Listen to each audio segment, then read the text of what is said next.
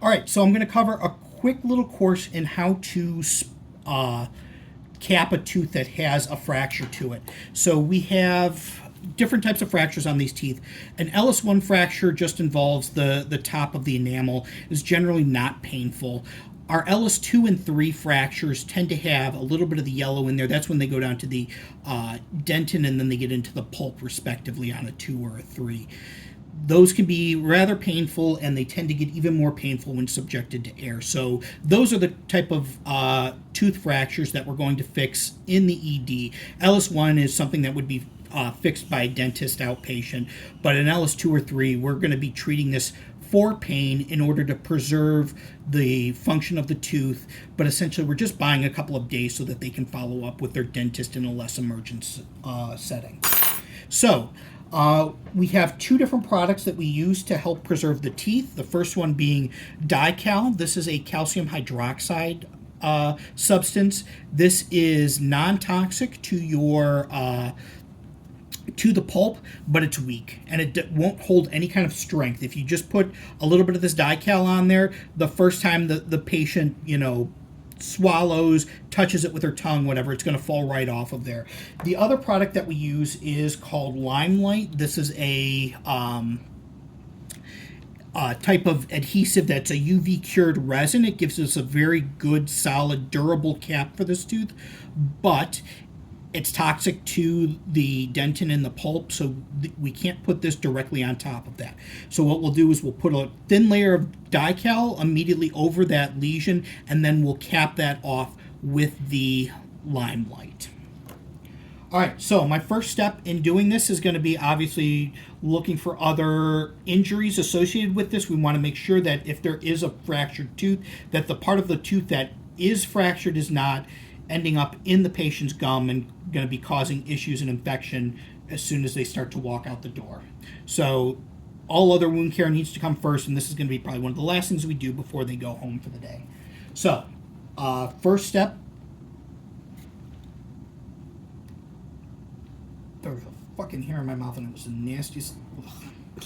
Yeah, that's probably mine. Okay, we're good. It's about to have a real bad day. All right. All right, so first thing that I want to do is I'm going to use, this is called a stellate, and this is going to be really helpful. It's found in our dental box to help apply this DiCal. So what I'll do is I'll take a little bit of this DiCal. I can squeeze a little bit out onto a little filter paper here, or you can apply it directly to your stellate and apply that to the mouth. Either one is totally fine. Put a tiny little dab of that out there. That's Catalyst, and then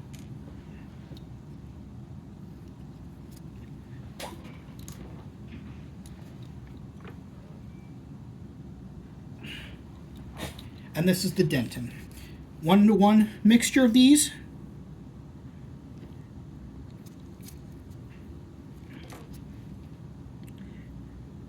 Mix it up. Get it uniform. You don't have to go crazy on getting it perfectly uniform, but give it a good mix so that you've got a pretty uniform tan base right there. Okay.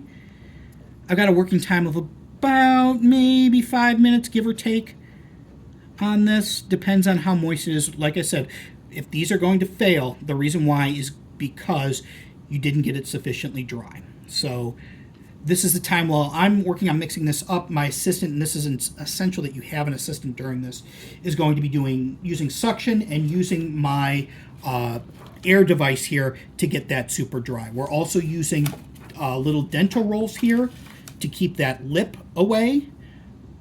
The whole time I'm making sure that this area is as absolutely dry as it possibly can. If there's any moisture, this is going to fail. And the patient will be back in less than an hour to get this reapplied because you didn't sufficiently dry it. All right, so once I have good drying and I've got my solution mixed up here really well, my DiCal mixed up, I don't need much. I'm just going to put a little bit on there, just enough to cover that fracture site. Okay, that's all I need. I could probably even have used a little bit less than that, although I wouldn't sweat it. Like, I am not a professional at this, and if you're watching this video, neither are you. So yeah, that's fine. The more I put on there, the less secure it's going to be, the less adhesion that I'm going to be able to get from the Limelight, but it's still going to be good enough probably to get them through the weekend so that they can get into their dentist. You can continue to dry with have your assistant continue to dry that. You just don't want them to have that. If you hold this too close and have too high of a flow rate, you can actually start to blow this Di-Cal across the mouth, and it's not going to do what you want. So just have them continue to blow it. It'll settle on there nice and smooth. And remember, like I said, all we need is a tiny little dab to cover that lesion. We don't need to worry. We don't want to have that entire end of that tooth covered, because that's going to give less place for that Limelight to adhere to. All right, you can stop for a minute and we're going to